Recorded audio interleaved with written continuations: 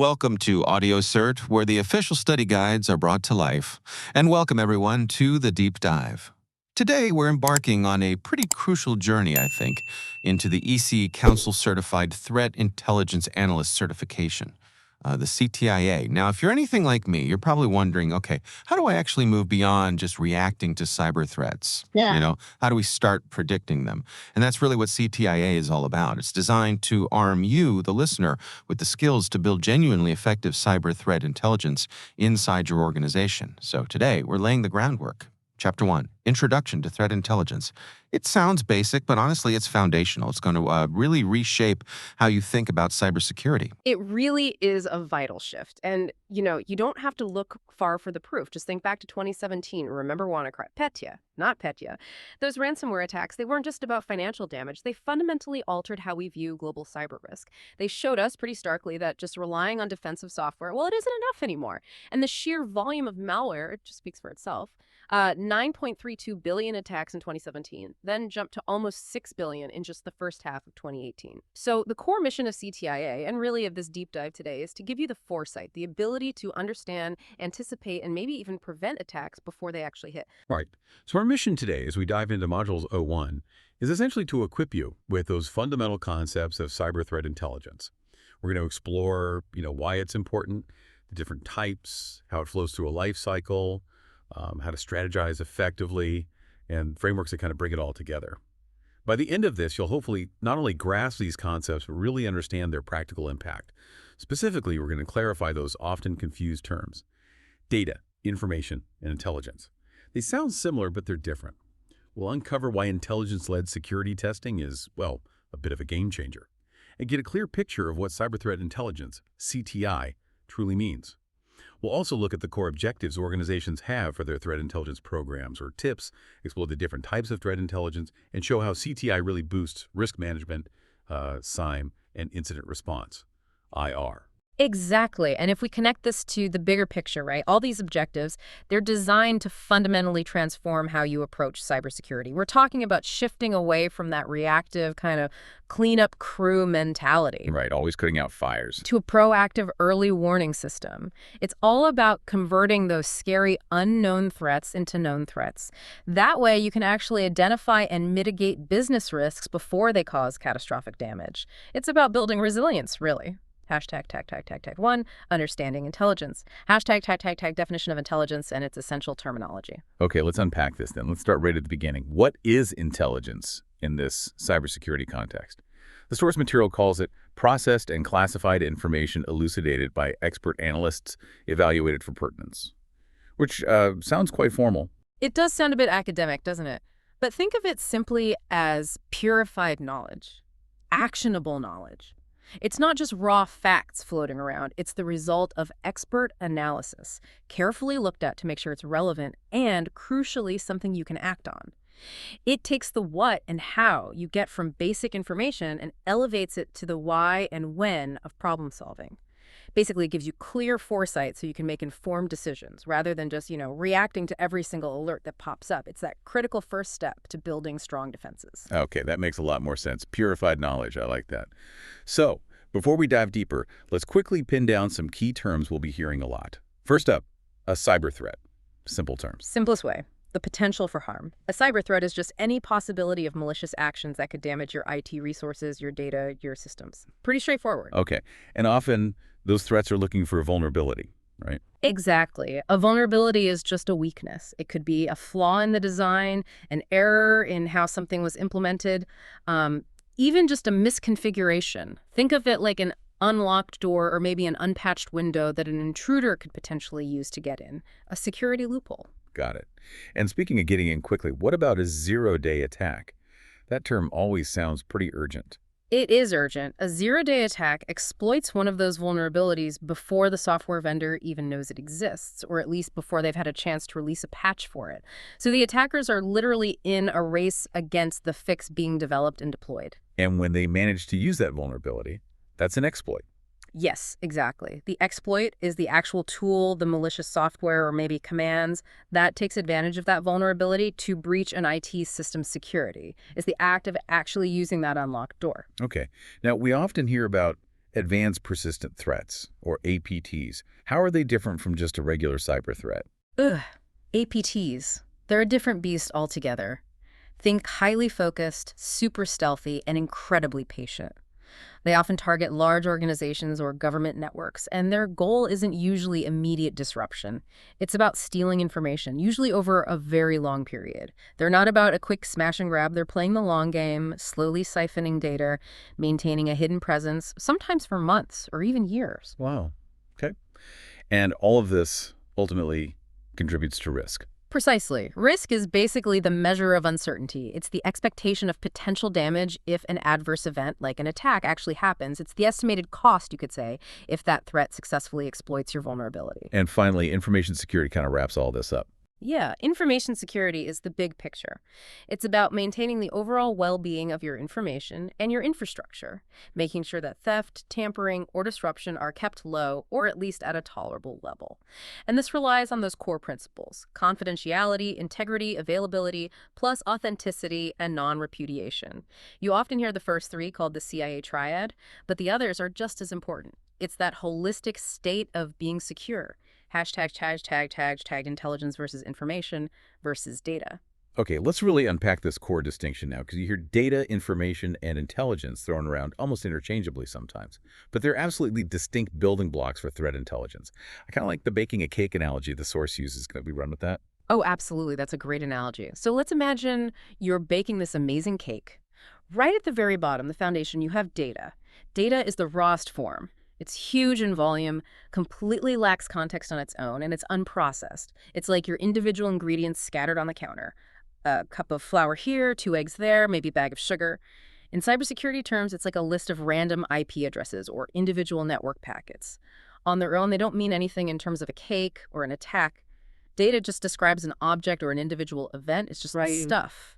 Can be structured, like numbers in a spreadsheet, or unstructured, like images or audio. Okay, so data is just the raw material, like scattered puzzle pieces. If I just see one IP address logged, that's data, no context. Exactly. Now, when you start processing that data, when you give it meaning and context, you get information.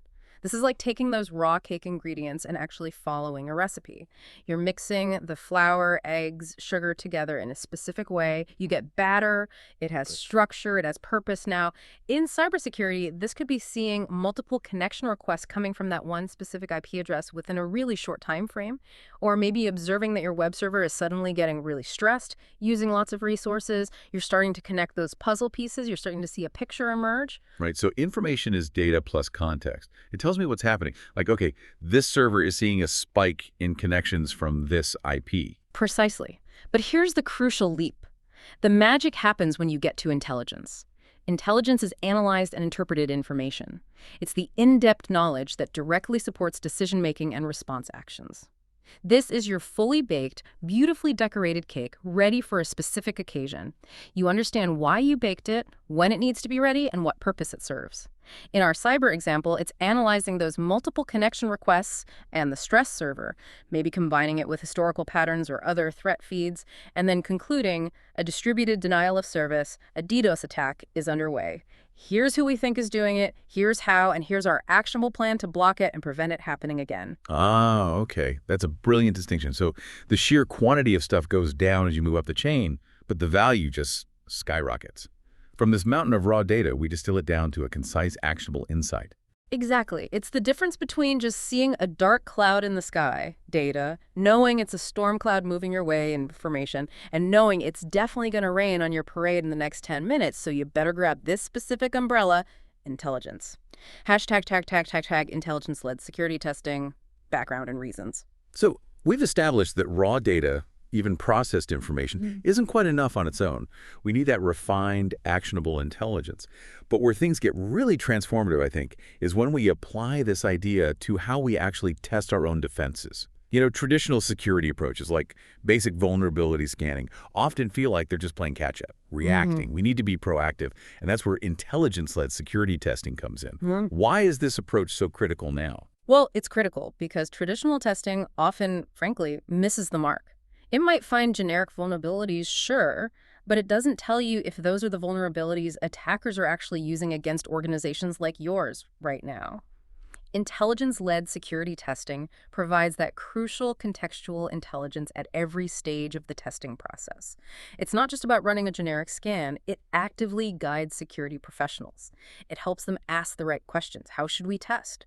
Based on Exactly that. This structured approach simulates existing, even minute-by-minute threats out there in the wild. It creates a truly current threat scenario that's specific to your organization, taking into account its unique strengths, its specific risks, its known vulnerabilities, and it gives you these invaluable insights. You start to understand why you might be attacked, how you might be attacked, and, critically, who the potential intruders might be. What are their likely motivations and capabilities? This helps you actually mimic real attackers. You try to evade your own security controls, you identify specific weaknesses, and you reveal how effective your current security monitoring really is against relevant threats. It shifts you from generic compliance checks to targeted, truly insightful defense building. Hashtag TAC2. Understanding cyber threat intelligence, CTI. Hashtag tag definition of cyber threat intelligence. Okay, now that we've got the building blocks, data, information, intelligence, let's zoom right in on cyber threat intelligence, or CTI. The source defines it as the collection and analysis of information about threats and adversaries, and drawing patterns to make knowledgeable decisions for preparedness, prevention, and response actions against various cyber attacks. Nice. So fundamentally, it's about making the unknown known. Is that a fair summary? That's really the essence of it, yes. Right. CTI's main goal, its driving purpose, is to convert those unknown threats into possibly known ones. And this anticipation, this ability to look ahead, is absolutely crucial for building a truly proactive cybersecurity posture. It helps you identify the risk factors for all sorts of common attacks, malware, SQL injections, phishing attempts, DDoS attacks, and it lets you prepare your defenses before they actually happen. It strengthens your whole defense system and just generally elevates your overall security awareness. Hashtag tag stages of cyber threat intelligence. It kind of reminds me of that Donald Rumsfeld concept about the knowns and unknowns. The source material actually uses that as a framework for the CTI journey. It sounds like a quest for understanding, doesn't it? It absolutely is a quest, a journey, really. And it typically begins in the realm of the unknown unknowns. This is where you basically have no idea what specific threats exist that could target you. Your primary goal here is just actively trying to locate them, to find out what's out there. It's like you're operating in complete darkness. Okay, this is scary. And as you gather more data, more hints, you move into the known unknowns. Exactly. At this stage, you've obtained some raw data, maybe some indicators. Now you're actively analyzing it, trying to understand the nature of those potential threats. You know there's something out there you don't fully comprehend yet, and you're working hard to close that knowledge gap. You know what you don't know, essentially. Right. So the ultimate goal, the destination of this quest, is the known knowns. Precisely. Through rigorous analysis, maybe implementing some defenses, and learning from incidents, you reach a state where the relevant threats are understood, they're effectively defended against, and you have clear countermeasures in place. Now, this journey from unknown to known, it's undeniably tough in cybersecurity because the landscape changes so fast. But CTI? Well, CTI is your compass. It's the guide that helps organizations navigate towards that proactive, prepared security posture. Hashtag characteristics of threat intelligence. So what does effective CTI actually look like in practice? What are its defining characteristics? What makes it so powerful when it's done right? Good CTI really stands out because first, it collects data from multiple, really diverse sources. We're talking open source feeds, commercial intelligence vendors, your own internal network logs, external vulnerability reports. It has to blend everything together for a comprehensive view. You can't rely on just one source. This rich input then allows it to create customized and prioritized alerts that are specifically tailored to your IT infrastructure, your assets, your risks, not just generic alarms that might not apply. It's also really good at identifying those initial indicators of compromise, IOCs, those little breadcrumbs an attacker leaves behind, and then crucially pivoting from those to find related indicators. It helps you trace the full path of an attack, not just the first sign. So it connects the dots. Exactly. And because it connects those dots and looks ahead, CTI enables new protection strategies. It gives you that forward-looking perspective, allowing you to implement proactive defenses before an attack fully unfolds. It also provides a deep understanding of active campaigns, the who, what, when, where, why, and how of specific attack groups and their methods, giving you a complete adversary dossier almost. And finally, and this is key, it recommends specific remediation and risk mitigation solutions. It doesn't just tell you there's a problem, it gives you actionable steps to take to fix it and prevent it. Hashtag benefits of cyber threat intelligence. Okay, given all those characteristics, it sounds like CTI isn't just a nice-to-have anymore. It seems pretty essential for preventing things like data loss and proactively identifying cyber risks before they hit. Instead of listing every single benefit from the source, could you maybe distill the most transformative impact CTI has on an organization? Yeah. Like the big three. Absolutely. I think we can boil down the core benefits into three main transformations. First, and perhaps most importantly, CTI fundamentally makes your security proactive, not just reactive, instead of constantly being in cleanup mode after an attack. Putting out fires again. Right. You're anticipating it. This naturally leads to greater insight into cyber threats, helps prevent data loss by identifying the root causes of potential breaches, and allows you to detect advanced, stealthy threats through deep analysis. It just fundamentally shifts your security posture from defense to offense in a way. Second, it dramatically optimizes your resource allocation and decision-making. Think about it. By providing actionable, strategic, and tactical choices, CTI helps you focus on the most exploitable vulnerabilities first. You prioritize IOCs for faster detection, and you get high-level situational awareness to share with management. This means you're not wasting precious time and effort on low-impact threats, and when you need budget for risk mitigation, CTI provides the justification. It makes security spending smarter. Makes sense. Less guesswork. Exactly. And third, CTI empowers rapid, informed incident response. When an incident does happen, CTI provides the crucial context needed, the who, what, and how to guide your incident response teams. This significantly reduces incident response time, allows for intelligence-driven patch management, and just generally makes your response more effective. When seconds count during an attack, having that intelligence readily available is invaluable. It means being effective when it matters most. Hashtag enterprise objectives for threat intelligence programs. Piece. That's a really powerful summary of the benefits. So thinking about organizations investing in this, setting up threat intelligence programs, or TIP-HIPs, as the source calls them, what are they really trying to achieve? What are the main enterprise objectives driving this? Organizations are aiming for some pretty fundamental shifts when they invest in TIP-HIPs. The primary objective, usually, is enhanced and automated incident prevention. They want to consume external threat intelligence, feed it into their systems, and use it to continually improve and automate their internal security controls against the latest threats. It's about building a defense that continuously adapts, almost learns. Okay, so building a smarter shield, and it sounds like it's also about making the security operations team more efficient. Absolutely. That's the second major objective. Automation of security operations and remediation activities. CTI can guide the decision-making process in cybersecurity investigations. It helps automate the tedious parts, allowing human analysts to focus their brainpower on the complex problem-solving, the stuff machines can't do, rather than just sifting through mountains of data. It frees up that valuable human expertise. Right, letting people do the thinking. Exactly. Third, CTI provides crucial guidance to all cybersecurity activities. It helps set priorities, informs policy decisions, guides vulnerability management. Many organizations are even establishing dedicated threat intelligence centers now to centralize this expertise and ensure consistent guidance across the board. And finally, it leads to significantly improved risk management and incident detection.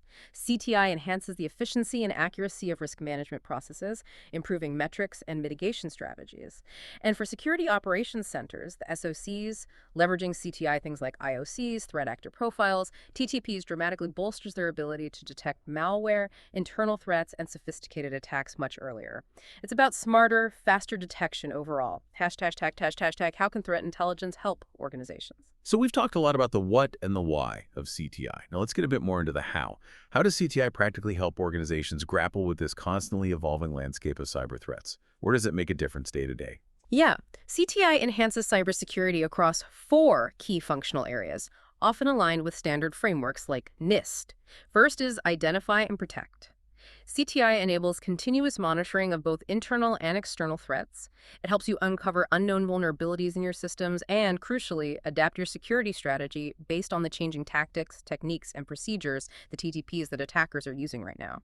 It also helps you assess your own capability to actually use CTI effectively. Okay, so knowing yourself and the enemy. What's next? Second is detect. CTI allows for real-time threat monitoring that's much more effective. By feeding reliable, relevant intelligence, those IOCs we talked about, into your detection systems, like SIEMs or EDRs, you get indicators that help uncover ongoing, potentially hidden intrusions much earlier. This lets your analysts focus on attacks right at the initial stages, hopefully stopping them before they escalate into major incidents. Makes sense. Catching things early. How about respond? Ugh. CTI is absolutely indispensable during the respond phase. When an attack is active, CTI provides that critical contextual information. The IOCs, the TTPs, maybe who the attacker is known to be. This context helps prevent the attack from spreading further, reduces its overall impact and duration, and suggests the most appropriate mitigation steps. It fundamentally supports better, faster decision-making during the heat of an incident response. Okay. And finally, recover. How does CTI help after the immediate fire is out? Even in the recover phase, CTI is key. Threat actors often leave behind persistent mechanisms, backdoors, hidden scheduled tasks to maintain access. CTI helps in finding and removing these mechanisms, ensuring a truly clean recovery. It also helps ensure you meet compliance requirements after an incident and guides future security investments based on the lessons learned. Ultimately, it strengthens your overall security mechanisms for the long run, making recovery faster and more complete next time. Hashtag tag types of threat intelligence. Okay, this is important. CTI isn't just one big blob of information. The source makes it clear that it's subdivided, tailored based on who needs of the consumers and what they needed for the goals. Can you walk us through the four main types and really clarify who they're for and what they deliver? Absolutely. Getting this distinction right is crucial because delivering the wrong type of intelligence to someone is, well, useless. First up, we have strategic threat intelligence. Purpose. Think high level. This is about the big picture. The overall cyber threat landscape, geopolitical factors influencing attacks, broad attack trends, and crucially, the potential business impact of cyber risks. It helps answer the why us question at a strategic level, consumers, primarily high-level executives, management, the board, maybe the CSO, Chief Information Security Officer, people making long-term decisions and managing overall business risk. Sources often comes from open source intelligence, OSINT, specialized CTI vendors, and high-level reports from information sharing and analysis organizations or centers, ISOSEX. It's usually delivered in detailed reports or briefings focusing on business strategy and long-term issues. Example, a report analyzing how current geopolitical tensions might increase cyber attacks targeting the financial sector, or a statistical analysis of rising ransomware demands affecting your industry. Okay, strategic is for the execs. Then we have tactical threat intelligence. That sounds much more hands-on for the defenders on the ground. It is exactly that. Tactical intelligence gets into the weeds of how attackers operate. Purpose. It details the specific tactics, techniques, and procedures the TTPs used by threat actors. It helps cybersecurity professionals understand how adversaries might actually try to breach their defenses, allowing them to anticipate those methods and adjust controls accordingly. Consumers. The cybersecurity professionals doing the defending. IT service managers, SOC managers, system administrators, network architects, network operations center, NOC staff. Sources: campaign reports detailing specific attacks, in-depth malware analysis, incident response findings, attack group profiles, sometimes even human intelligence, HUMANIV. Example: a technical write-up detailing how a specific ransomware group bypasses common endpoint defenses, or analysis of the command and control infrastructure used in a recent phishing campaign. This helps analysts update firewall rules or create new detection signatures. Got it. TTPs for the tech teams. Next is operational threat intelligence. How does that differ from tactical? Operational intelligence is more immediate and specific to your organization or sector. It's about active threats and campaigns happening now. Purpose. It provides contextual information about specific threats potentially targeting your organization right now. It helps defenders understand who specific threat actors are, what their immediate intentions might be, what capabilities they're demonstrating, and what opportunities they might be exploiting against you. This is often framed using the threat triangle: capability, intent, opportunity. Consumers, security managers, heads of incident response, network defenders actively monitoring the environment, security forensics teams, fraud detection teams. Sources can come from human sources, monitoring social media or underground forums, tracking real-world cyber activities, or closed intelligence sharing groups. Example: an alert about a specific phishing campaign actively targeting employees in your company's finance department, including the exact email subject lines and attachment types being used. Or intel about a specific group known to target your industry preparing a new attack. Okay, so very current and targeted. And finally, technical threat intelligence. This sounds like the most granular level. You nailed it. Technical intelligence is all about the specific artifacts and indicators of an attack. Purpose focuses on the attacker's actual resources, their command and control. C2 server IP addresses, the tools they're deploying, malicious domain names, and most importantly, specific indicators of compromise, IOCs. It's highly technical and machine-readable often. Consumers, primarily the SOC staff and incident response teams, IOTs, who need to feed this data directly into security tools. Lifespan, usually very short-lived. IP addresses get blocked, domains get taken down, malware hashes change, so it needs to be timely. Sources, derived from analyzing active campaigns, observing attacks on other organizations, or subscribing to third-party IOC data feeds. Example, a list of malicious IP addresses to block at the firewall, specific file hashes of known malware to hunt for on endpoints, known phishing email headers, or malicious URLs to block in web filters. This is the stuff you feed directly into your intrusion detection systems, IDS, intrusion prevention systems, IPS, firewalls, and endpoint security systems to block known badness in near real time. Example, hashtag threat intelligence generation. Right. It's becoming really clear that threat intelligence isn't just about getting a raw feed of data. It's that careful combination of external threat information and a deep understanding of your own organization's network and vulnerabilities. It's evidence-based knowledge tailored to your specific threat landscape. But practically speaking, where is this intelligence actually generated and consumed within a typical security operation? Yeah, that's a great question. At a high level, within the realm of security analytics, threat intelligence is primarily generated and consumed through two main types of systems. First, you have dedicated threat intelligence platforms, or TIPs. These platforms are specifically designed to ingest vast amounts of threat data from various sources, correlate it, enrich it, and help analysts discover trends and actionable intelligence. Second, you have your existing SIEM infrastructure security information and event management systems.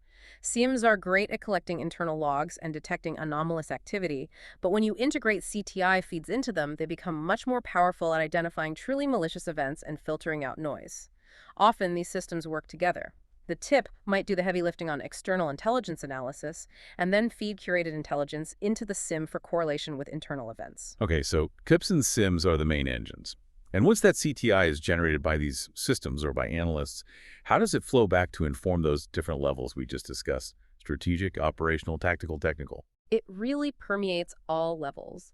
For strategic decision makers, the generated CTI helps them understand the evolving threat landscape, develop and test future cybersecurity strategies, and guide high-level policy for network defense. For operational teams, it helps identify emerging adversary capabilities, understand shifting attack vectors, and trace how attacks are changing over time. It informs their specific defensive postures and threat hunting activities. At the tactical level, CTI supports that real-time threat monitoring. It helps analysts uncover ongoing attacks by comparing observed activity against known adversary TTPs and IOCs provided by the intelligence. And for the technical teams, it's all about extracting those specific granular IOCs like malware hashes, malicious IP addresses, file names to directly update and enhance their detection mechanisms, their block lists, their firewall rules. So you see, generated CTI isn't just stuck in one place. It flows up, down, and across the organization, informing everything from long-term vision to immediate technical actions. It also looks backward to understand past incidents, focuses on current investigations, and looks forward to prevent future attacks. Hashtag TAC threat intelligence informed risk management. Now, shifting gears slightly, but staying connected, risk management is absolutely fundamental for any organization. It's that whole process of identifying risks, assessing them, figuring out how to respond, and then continuously monitoring things. How does CTI fundamentally enhance this critical process? It feels like a natural fit. Oh, it's more than a natural fit. It's a game changer for modern risk management.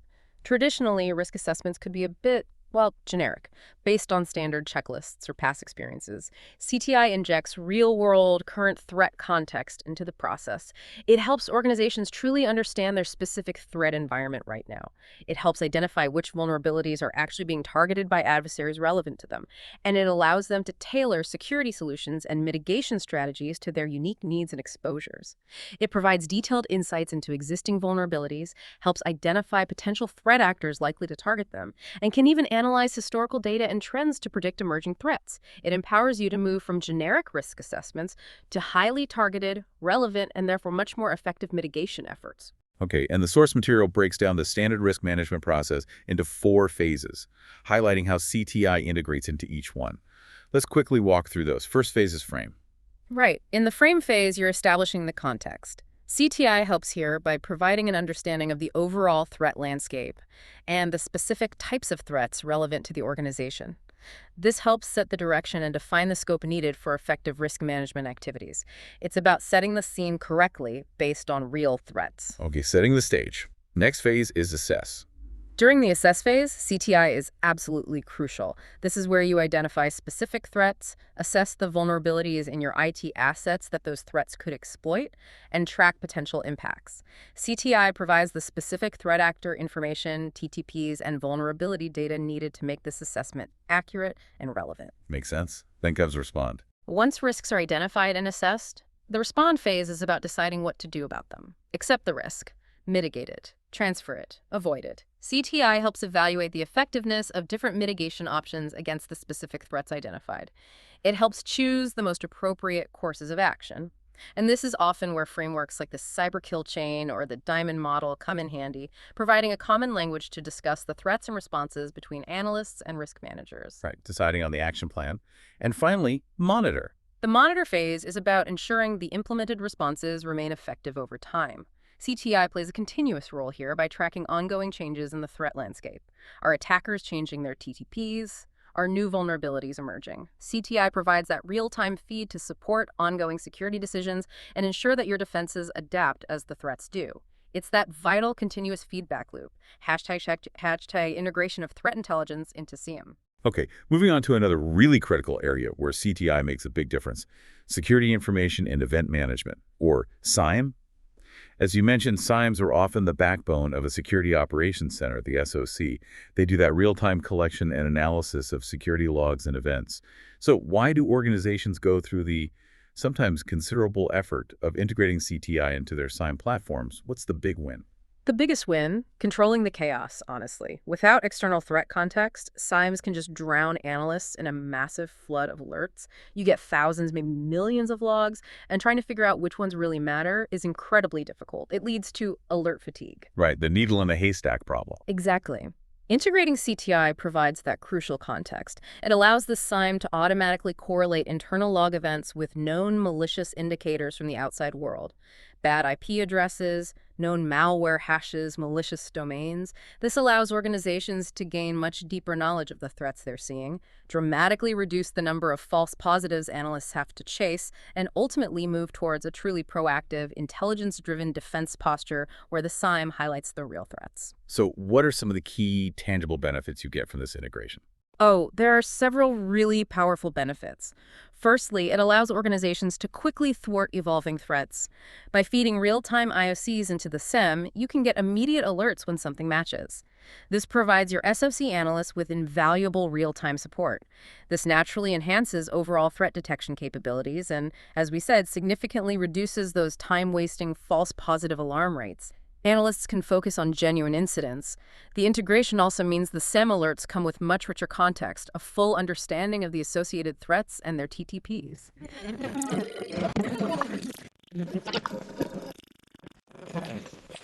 Because the analyst already has half the story. That makes a huge difference during response. Absolutely.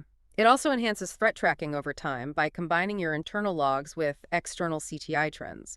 You can even verify historical log data against current CTI feeds to potentially uncover previously unknown, dormant threats that might have slipped through before you had that intelligence.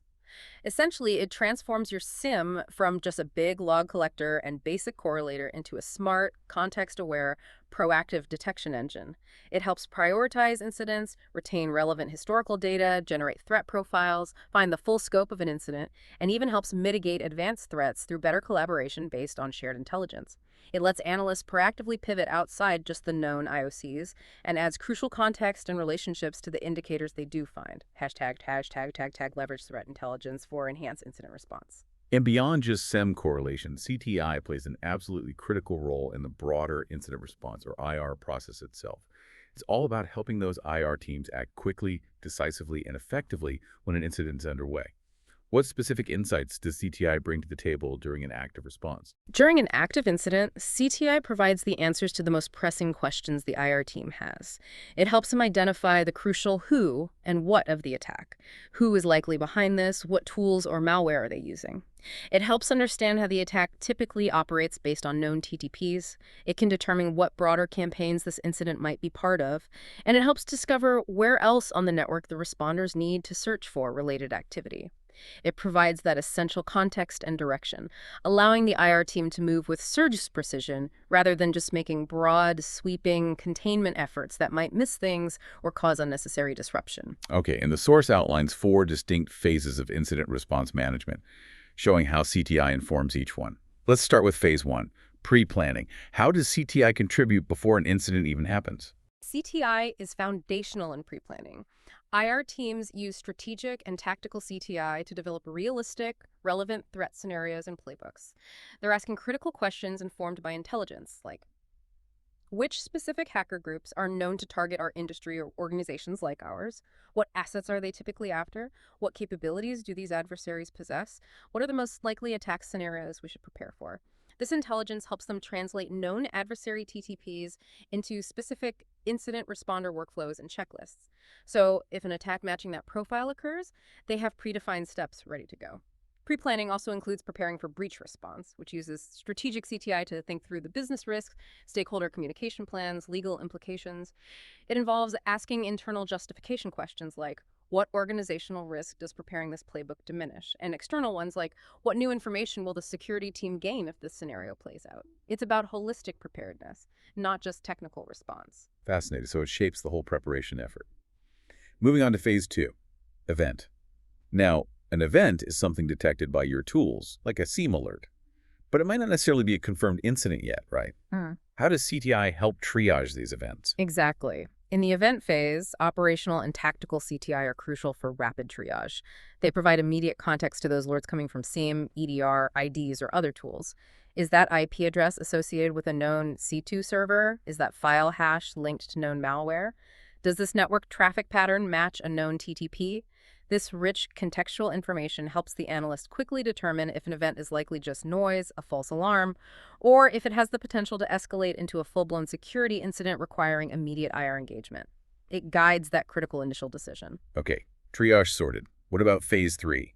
Incident. Now we've confirmed an adversary has a foothold. Something malicious is happening. Once an event is confirmed as an incident, operational CTI provides deep, actionable insight into the ongoing attack.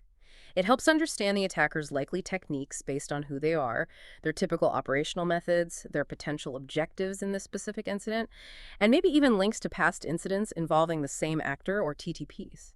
It often leverages that threat triangle concept, again, capability, intent, opportunity to give security analysts comprehensive, real-time knowledge about the threat they're facing. This informs immediate containment, eradication, and recovery actions. Right, guiding the fight. And finally, phase 4, breach. This is the really serious stage where data exfiltration or significant impact has likely occurred and reporting becomes essential. Yes. When an incident escalates to a confirmed breach, particularly involving sensitive data loss, strategic and operational CTI become vital for the postmortem analysis and executive reporting. This intelligence helps answer those critical, high-level questions for stakeholders. What exactly happened? How did the attackers get in? And why did our defenses fail? What steps are absolutely essential now to prevent this specific type of breach from happening again? It's about learning the hard lessons from the breach, informed by intelligence to improve future defenses and manage the fallout. ### enhancing incident response by establishing SOPs for threat intelligence. That's a really thorough breakdown of CTI's role throughout the IR lifecycle. But, it's one thing to have all this intelligence, all these indicators like IP addresses, URLs, domains, malware hashes. It's another thing entirely to know how to use them effectively during a high-pressure incident. So establishing clear standard operating procedures, SOPs, seems crucial for actually improving IR performance with CTI. What are the core questions organizations need to ask themselves to build those effective SOPs for handling each type of indicator? That's exactly right. Having the data isn't enough. You need repeatable processes. Building good SOPs really boils down to understanding your capabilities and defining clear steps. For any indicator you receive, say a suspicious IP address, the SOP needs to guide the analyst. Key questions to build that SOP around are, can we easily identify which of our critical devices, if any, are communicating with this suspicious IP? Do we have a documented, repeatable process to research this IP's reputation, history, and ownership? And crucially, do our analysts have the in-depth understanding of our security technologies, firewalls, proxies, DNS logs to actually perform this investigation quickly and accurately? It's the same thought process for domain names. The SOP should answer, do we have the capability to view and monitor traffic going to potentially malicious domains? Can analysts easily access tools like core databases to investigate domain registration? Is the research process clearly documented? Do analysts understand the tech needed to trace this? Okay, so capability and process for IPs and domains. What about suspicious URLs? Very similar line of questioning for URLs. The SOP must address, is it possible for our analysts to see which specific end users might have visited a suspicious URL? Is our research process for URLs documented? Do analysts have the necessary technical understanding and tools like proxy logs or browser history analysis tools to investigate effectively? Makes sense. Consistency is key. And finally, for malware hashes and file names, what are the critical SOP questions there? The key here is endpoint visibility and analysis capability. The SOP needs to ensure you can answer. Can our analysts actually view an endpoint, a user's machine, or a server to determine if specific file names or files matching known malicious hashes exist anywhere on those systems? Do they have the tools and permissions to do this quickly? By systematically answering these kinds of capability and process questions for each common indicator type, organizations can develop robust SOPs. These SOPs then allow them to consistently transform raw threat indicators into actionable intelligence during an incident, develop effective defensive policies based on findings, and configure targeted alerts, ultimately leading to much better protection of their digital assets. ## organizational scenarios using threat intelligence. Right, this is where it really comes alive for me. Theory is great, but seeing it in action makes all the difference. Let's look at some of those real-world scenarios from the source material. These mini case studies really highlight the practical power of CTI. Okay, great idea. The first scenario the source gives is titled, Understanding the Modus Operandi of an Attacker. Challenge. It starts simple. A company executive receives a suspicious email. It looks like it's from their mother, which lowers suspicion, and it has an attachment. Alarm bells ring somewhere, though. Analysis. The Incident Response Team, IRT, gets involved. They carefully analyze the email and its payload, extracting key indicators, the sender's actual IP address, the domain it came from, the attachment's file name and hash, maybe even the email subject line. They feed all this data into their threat intelligence platform, Analysis Commando. The platform immediately flags it. It identifies the TTPs as belonging to a known threat actor group that specializes in highly targeted spear phishing. Even better, the platform cross-references the indicators and reveals other suspicious file names recently used by the same actor in other campaigns. The IRT quickly searches the company's email logs using these additional indicators and finds similar emails sent to other employees. They investigate those employees' machines and confirm, thankfully, that no one else clicked or opened the malicious attachments. Result. CTI allowed the IRT to instantly identify the campaign source and the attacker-specific method, modus operandi. This meant they could directly remediate not only the initial executive's email, but also proactively find and remove the other related spear phishing emails from the same adversary across the company. This saved an enormous amount of time and cost by avoiding a potentially disruptive, full, company-wide forensic investigation on every machine. Targeted action, not a scattergun approach. Wow, that's a huge efficiency gain right there. Finding the related attacks automatically. Okay, what about the second scenario? Faster than forensics. Sounds promising. This one really demonstrates the incredible speed advantage CTI can provide. Challenge. An employee raises an alarm about another suspicious email. Unfortunately, this time, they clicked. Their machine is infected with malware, and worse, it's already started emailing itself to everyone in their address book, spreading rapidly. Analysis. Now, traditionally, this might trigger a long, complex forensic analysis of the infected machine to figure out exactly what the malware is and what it does. But the IRT takes a different approach first. They quickly capture the malware's unique digital signature, its file hash, analysis content code. They plug this hash into their threat intelligence platform. Bingo. An instant match. The platform immediately provides detailed information about this known malware strain, its capabilities, spreading via email, establishing remote control, logging keystrokes, how to confirm the diagnosis, and specific instructions on how to remove it effectively. Armed with this, the team confirms the infection and removes the malware from the initial machine. But they don't stop there. Using the IOCs provided by the platform, like specific network traffic the malware generates, they quickly identify other machines on the network that have also been infected and clean them up rapidly. The CTI platform even reveals that this specific malware variant is part of a wider campaign being run by a known foreign cybercrime group.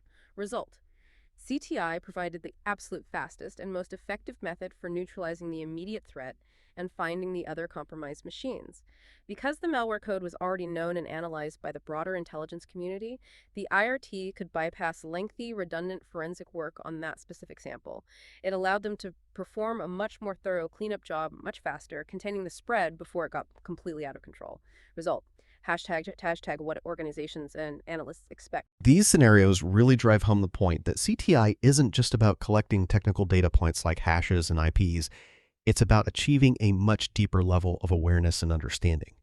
So when organizations invest in CTI and when analysts use it day to day, what do they fundamentally expect to gain? What are the core questions they're trying to answer with this intelligence? That's a great way to frame it. Ultimately, what organizations and analysts are striving for with CTI is to understand the motive behind the human behavior that impacts their security.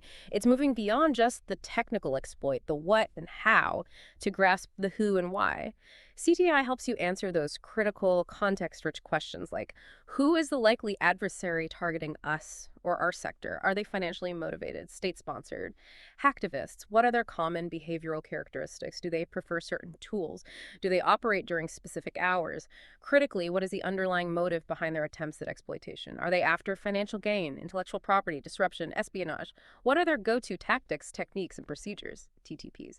How do they typically get in, move around, and achieve their objectives? And maybe most importantly for staying ahead, are these threat actors changing their TTPs? Are they adapting? And if so, why? Are they reacting to defenses, using new tools? By gaining insight into these deeper questions, organizations can shift from that purely reactive stance, we got hit by malware, to a truly proactive one. We know this group targets our IP, uses this method, and we've adjusted our defenses accordingly. It allows for much more tailored, effective defense and response planning.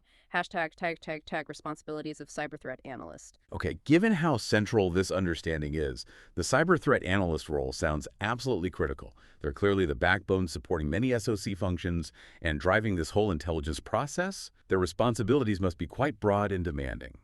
What are the major contributions expected from a CTI analyst? You're right. The CTI analyst wears a lot of hats, and it's a demanding role. They need to collect up-to-date, accurate threat data constantly, scouring everything from the dark web and closed forums to commercial intelligence feeds and open-source reports. Data collection is key. Then, they have to meticulously analyze that vast amount of data. This requires a solid understanding of technical security concepts, networking, malware, vulnerabilities, exploits to make sense of it all. A crucial responsibility is translating that technical analysis into business context. They need to identify the potential business risks implied by the threats they see and refine raw information into clear, actionable intelligence briefings suitable for executives who might not be technical. Day to day, they are constantly monitoring, assessing, and helping defend against attacks, whether they originate externally or internally. They have to stay ahead of the adversaries by continuously learning about the latest TTPs, new malware families, and emerging threat actor groups. So part researcher, part technical expert, part communicator. Exactly. They need to provide that vital contextual information, the IOCs, the TTPs, the potential consequences of an attack, and importantly, actionable recommendations. They strive to understand the adversary's motives, characteristics, and habits. Ultimately, they guide organizations in building effective defense and mitigation strategies based on the current and predicted threat landscape. And they must collaborate closely with other teams, IT operations, incident handling, the SOC analysts by generating timely, relevant threat reports and intelligence summaries. They really are the interpreters of the threat landscape for the entire organization. Hashtag threat intelligence use cases. So with all these capabilities built up and the analyst playing that key role, how can organizations actually leverage CTI solutions and the intelligence they produce to tangibly enhance their overall security infrastructure? What are some of the most important practical use cases where CTI really makes a difference? We can group the most common and impactful use cases into maybe 3 core areas. Firstly, and this is a huge one, alarms, events, and alerts prioritization. As we discussed with SIEMs, security tools generate a ton of alerts. CTI allows analysts to cut through that noise and prioritize the truly high-risk issues. By automatically matching internal alerts, like a strange login attempt, with external threat indicators, like that login coming from an IP known to belong to a specific threat actor, CTI significantly increases the priority of genuine threats and reduces the time wasted on false positives. It focuses attention where it's needed most. Okay. Better focus. What's the second key use case? Second is directly enhancing incident response. We talk about the phases, but CTI fundamentally accelerates the entire IR process. It provides a readily accessible knowledge base containing details on initial threat indicators, the technical characteristics of associated malware or tools, and known locations or infrastructure used by the attacker. This helps IR teams quickly analyze complex threats, understand the potential damage, locate the attacker's footprints across the network, and ultimately contain and eradicate the threat much faster. It also informs better post-incident analysis and policy improvements. Makes sense. Faster, smarter response. And the third one? The third major use case is fusion analysis. This is a bit more advanced but incredibly powerful. It involves actively combining intelligence from different sources and types, maybe technical IOCs from one feed, tactical TTP information from another report, and strategic context about the actor's motives from a third source. By fusing these different intelligence streams together, often using a dedicated platform, security teams can create a much more complete, comprehensive picture of a threat or threat actor. They can query across datasets, cluster-related activity, and refine their understanding of relevant threats, their capabilities, and their potential effects. This enriched, fused intelligence helps organizations discover crucial, non-obvious connections between threats, actors, and incidents, leading to more robust and predictive security policies. Hashtag overview of threat intelligence lifecycle and frameworks. Okay, now we're shifting perspective a bit to look at the bigger picture again. How does all this CTI activity actually function as a continuous process? And what are the structures, the maturity models, the frameworks that help organizations manage and improve it? It sounds like it's definitely a life cycle, not just a one-off task, right? Precisely. Effective CTI isn't something you just do once. It's a continuous, cyclical process. The threat intelligence lifecycle provides the fundamental structure for building efficient and effective threat intelligence programs, TIPs. Think of it as an ongoing loop, constantly refining intelligence based on requirements and feedback. And yes, it needs continuous support and buy-in, often from higher-level executives, to be truly successful. This life cycle typically consists of 5 key phases that feed into each other. Okay, let's break down that life cycle. What's the first phase? 1, planning and direction. This is where it all begins, a blueprint phase, really. Here, you define what intelligence you actually need. What are the key questions you need answered? Often called priority intelligence requirements, or PIRs. What are your collection methods going to be? Who is on the intelligence team? What are the requirements for analysis and dissemination later on? Getting this phase right is crucial because it ensures that all subsequent effort aligns with your actual strategic security goals and business needs. You don't want to waste time collecting irrelevant data. I guess. Plan the work. Then phase 2, collection. I assume this is gathering the data. Yeah, exactly. Based on the requirements defined in Phase 1, you now actively gather the raw data needed. This involves leveraging a wide array of sources, both technical and human. We're talking human intelligence, human HINET, maybe imagery intelligence, IPMET in some contexts, measurement and signature intelligence, MESENTIT, signal intelligence, SANCTA, definitely open source intelligence, OSINT, collecting technical indicators of compromise, IOCs, from sensors or logs, and using third-party intelligence feeds. It's about casting the right net to get the raw materials defined in your plan. Okay, got the raw stuff, but it's not usable yet, right? Which brings us to 3, processing and exploitation. What happens here? Correct. Raw data is often messy, voluminous, and in different formats. The processing and exploitation phase is all about transforming that raw data into a format that's actually useful and understandable for analysis. This involves using sophisticated technology and often trained professionals to perform tasks like structuring unstructured data, decrypting encrypted information, translating languages, parsing data fields, reducing data volume by filtering out irrelevant noise, correlating related data points, and aggregating data from multiple sources. The goal is clean, organized, machine-readable data ready for the next step. Okay, data grooming complete. Now for the real brain working for, analysis and production. This is arguably the core of the life cycle. Here, the processed information is rigorously analyzed by human experts, often aided by analytical tools, to extract meaningful facts, identify patterns and trends, make forecasts about future activity, and ultimately produce finished intelligence. The analysis must be objective, timely, accurate, and actionable. Analysts use various reasoning techniques, deduction, induction, abduction, the scientific method to interpret the data, connect the dots, and answer the initial intelligence requirements. This is where information truly becomes intelligence, providing context, identifying threats, assessing risks, and developing potential countermeasures. Often it involves combining insights from diverse sources to build that complete picture. Right, turning information into insight. Finally, phase 5, dissemination and integration. This sounds like getting the finished product to the people who need it. Exactly. This is the payoff phase. The analyzed, finished intelligence is delivered to the consumers who need it. Strategic reports for executives, operational alerts for security managers, tactical TTP updates for defenders, technical IOCs for SOC tools. Delivery can happen through various methods: automated feeds, email reports, briefings, platform dashboards. And crucially, this phase includes a vital feedback loop. Did the intelligence meet the consumer's requirements? Was it timely? Was it actionable? This feedback flows back into the planning phase to refine future intelligence production, making the cycle continuous and self-improving. Sharing this intelligence internally and sometimes externally with trusted partners enhances situational awareness for everyone. ####### role of threat analyst and threat intelligence lifecycle. Okay, here's where it really comes together for me. We've talked about the analyst's responsibilities, and we've walked through the life cycle. It seems the CTI analyst is absolutely central to this entire process, almost like the human engine driving that cycle forward. Can you pinpoint their specific role within each of those 5 phases? You've hit the nail on the head. The CTI analyst is deeply involved throughout the entire life cycle. Their main goal, remember, is to extract relevant, timely, accurate, and actionable intelligence to help the organization reduce business risks. So, in collection, the analyst is actively involved in identifying relevant data sources based on the intelligence requirements, configuring collection tools, and sometimes manually gathering data from sources like forums or reports. During processing and exploitation, while some of this is automated, analysts are often involved in validating the processed data, maybe writing scripts to parse unusual data formats, indexing information, sorting and filtering data, and ensuring it's structured correctly for analysis tools.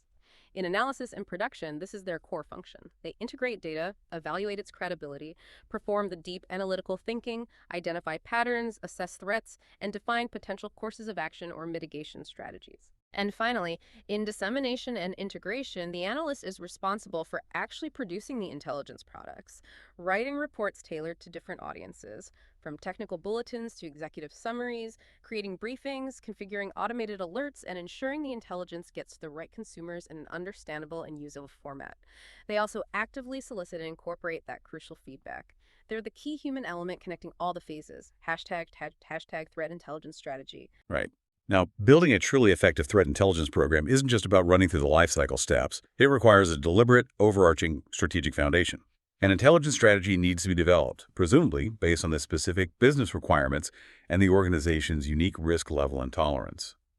What are the core components that make up an effective CTI strategy? That's a critical point. A solid strategy is essential. At its heart, an effective CTI strategy really rests on 3 core pillars working together: having effective data sources relevant to your threats, performing effective data analysis to turn that data into insight, and having effective policies and procedures to act on that insight consistently. These have to be in harmony. Now, when you sit down to actually develop that strategy, there are several key components you absolutely need to consider. First and foremost is threat intelligence requirement analysis. This is the primary task. You must clearly define what intelligence is critical for your organization to avoid drowning in irrelevant information later. This covers high-level strategic questions down to specific functional and capability requirements for your tools and teams. Okay, so job 1 is figuring out exactly what you need to know before you start looking. Makes perfect sense. Exactly. Then comes intelligence and collection planning. This operationalizes those requirements. You need a systematic plan detailing the phases. Clarifying requirements, identifying necessary resources, people, tools, feeds, prioritizing collection efforts, tasking team members or systems, and establishing how you'll evaluate progress and success. It really embodies that failing to plan is planning to fail adage. You also need clear asset identification and classification. You can't protect everything equally. You need to know what your critical assets are, both physical, like key servers, and non-physical, like sensitive databases or intellectual property, and classify them based on risk and sensitivity. This focuses your intelligence gathering and defensive efforts where they matter most. Knowing what you're protecting. Got it. And then there are the practicalities. Threat reports, using statistics and research from reputable sources, are crucial as proof points to support your strategy, especially when you need buy-in from non-technical management. Showing industry trends or past incident costs helps justify the investment. Similarly, threat trending, actively observing cybersecurity trends both globally and from your own organization's experience, helps you estimate future threats and plan proactively. Finally, and this can be a major hurdle, is intelligence buy-in. Getting approval and funding from higher management often requires clearly explaining the effort involved, the tangible benefits like risk reduction or cost savings, and the expected return on investment, ROI. You need to articulate the value proposition clearly and convincingly. ###### threat intelligence capabilities. So an organization crafts its CTI strategy, gets the buy-in, but a strategy is only as good as the capabilities you have to actually execute it. What specific capabilities and maybe system requirements do organizations really need to have in place to successfully implement those newly developed intelligence strategies? That's right. Strategy needs execution power. Organizations need several robust capabilities. A cornerstone is incident response. You absolutely need dedicated incident response teams, IRTs, whether internal or external, ready to resolve breaches and minimize asset damage when prevention fails. The trend now, and a key capability, is increasingly towards automated IR wherever possible. Automated responses guided by intelligence can significantly reduce risks, filter out false positives requiring human intervention, and minimize data loss by acting much faster than humans can alone.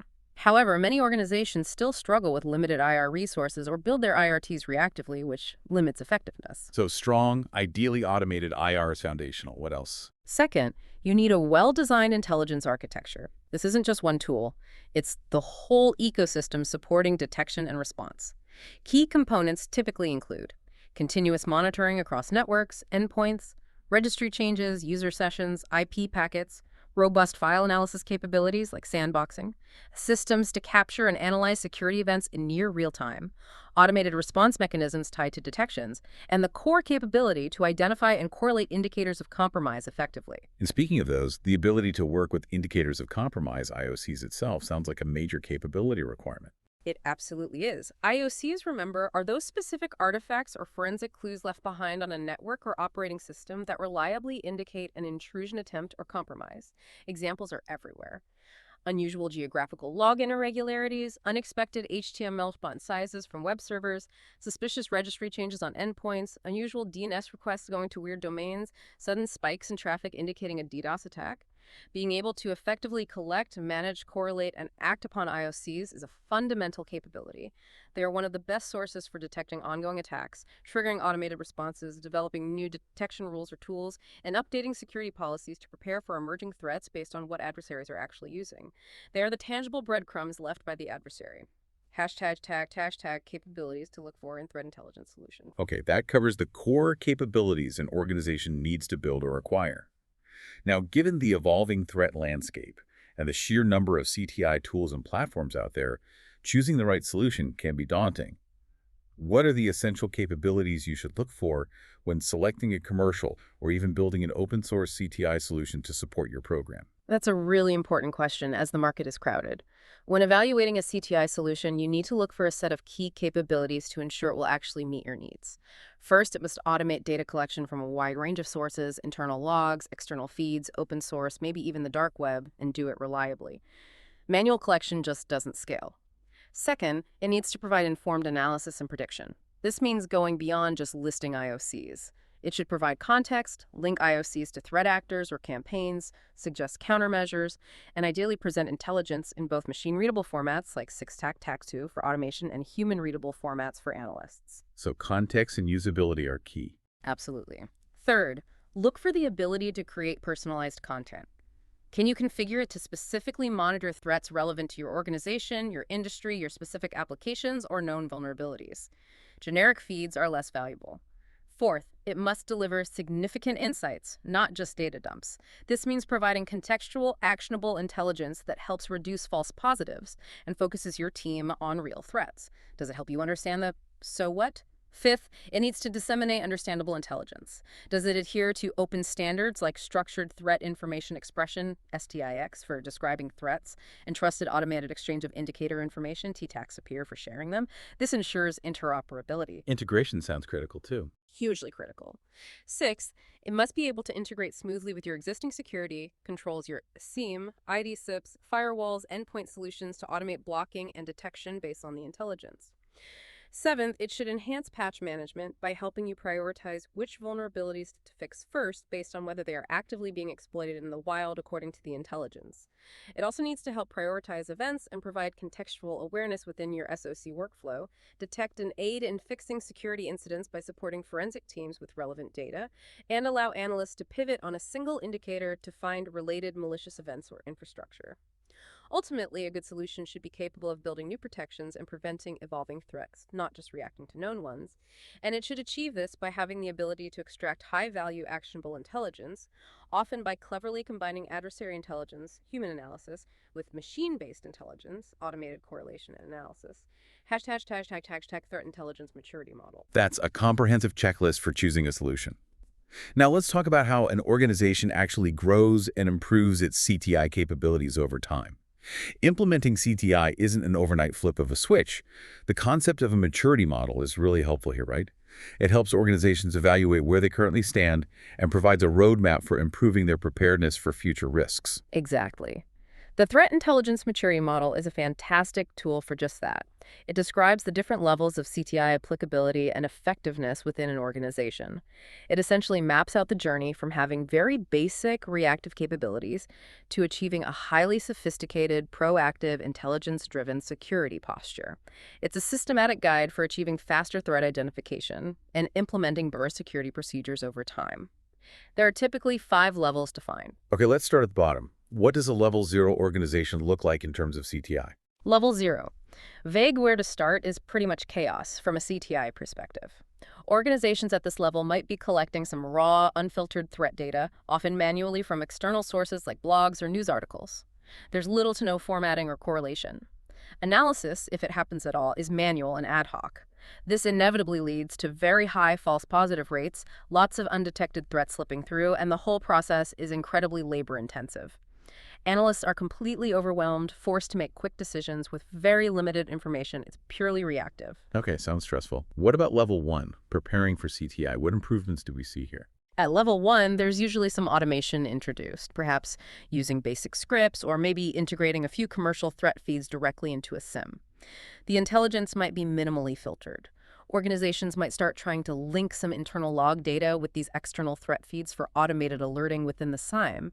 However, they often still have very limited visibility into endpoints, and analysts are typically still overwhelmed by the volume of alerts, leading to SIEM overload.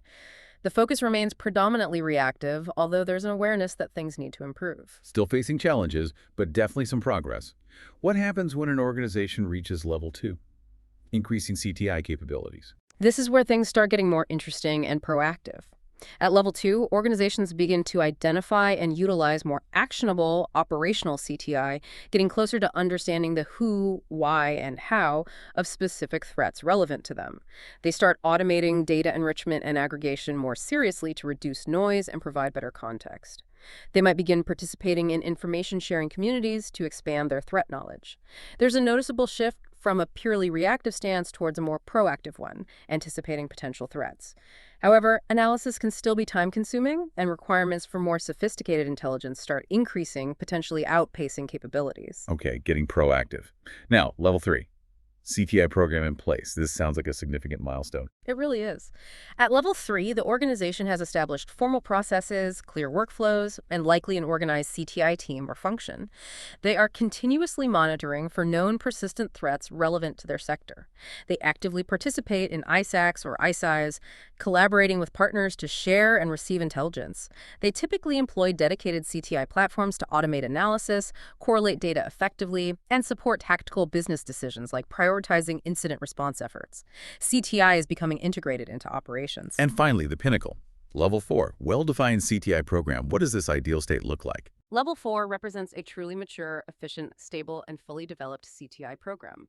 Processes are formalized and continuously improved. Workflows are heavily automated, producing highly actionable intelligence tailored to various consumers.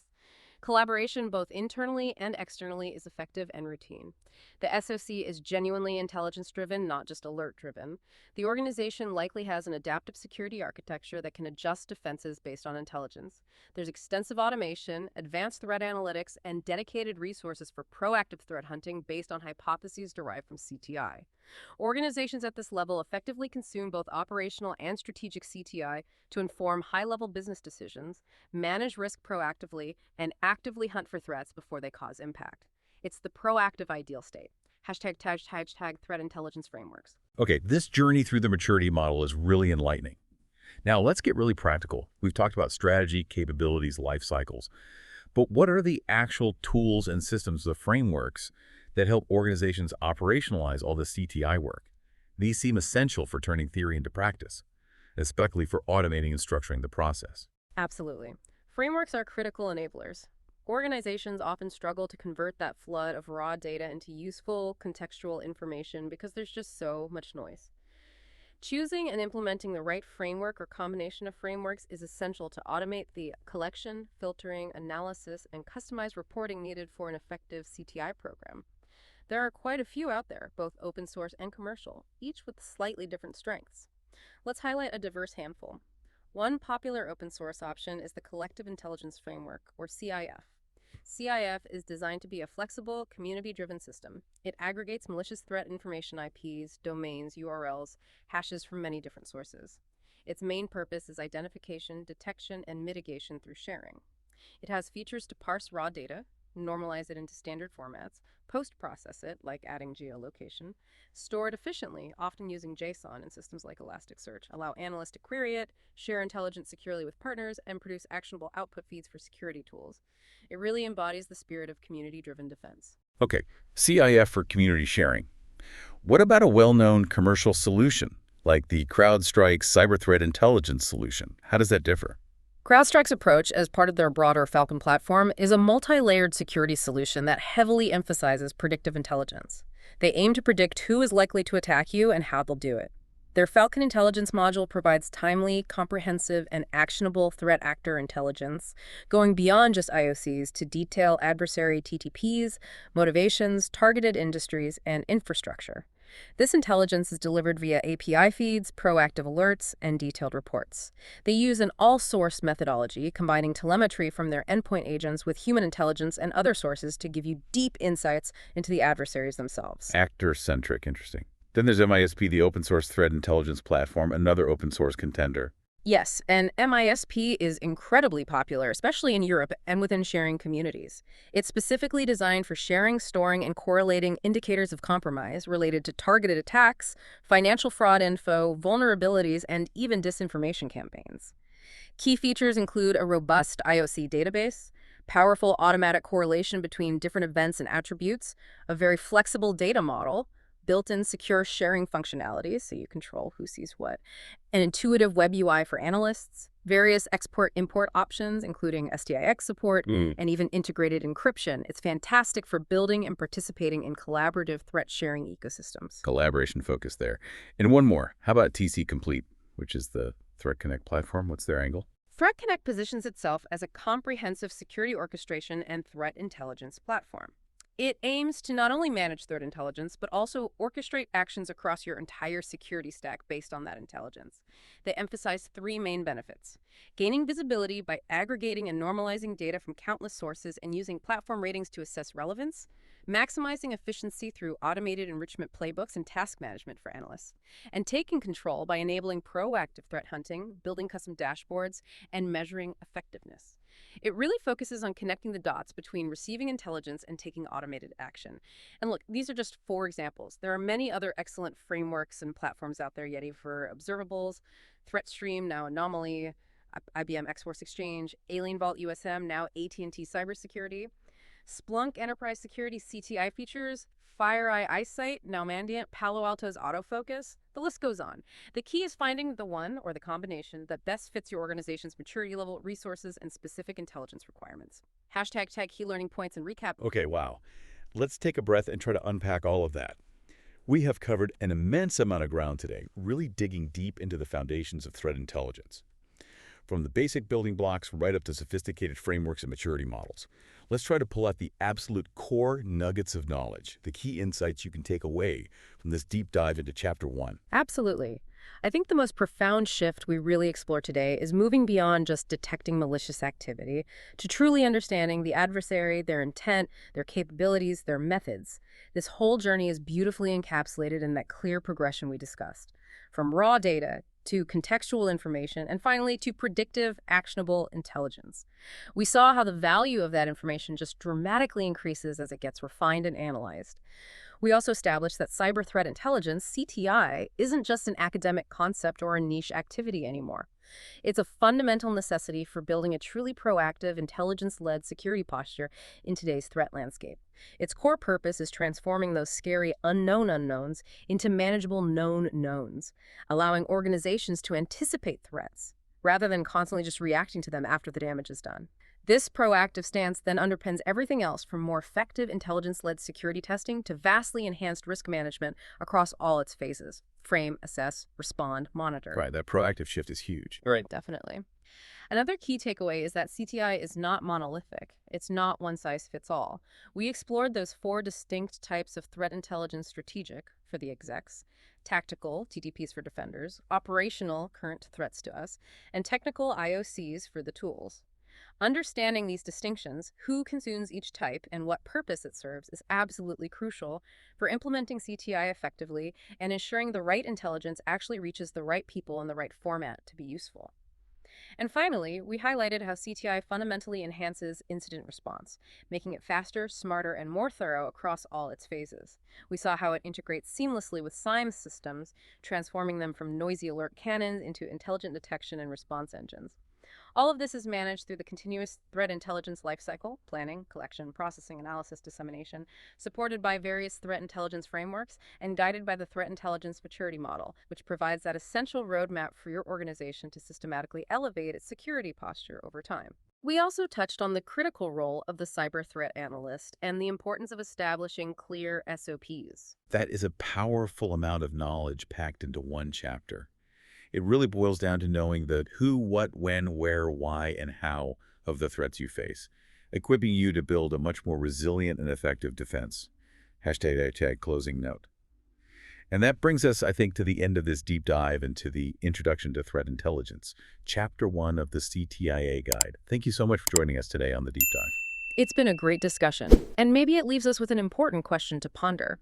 In this world of constantly evolving threats, how might the increasing integration of artificial intelligence, AI, into both threat intelligence analysis and into the attacker's own methodologies fundamentally reshape this entire landscape we've just discussed? That's something we'll likely see unfold dramatically in the coming years. Ooh, that is a fascinating thought to leave everyone with. The future of CTI and AI. Definitely something to keep an eye on. Well, next time, we'll be taking an even deeper dive into Module 02, which covers cyber threats and kill chain methodology in detail. You won't want to miss that one.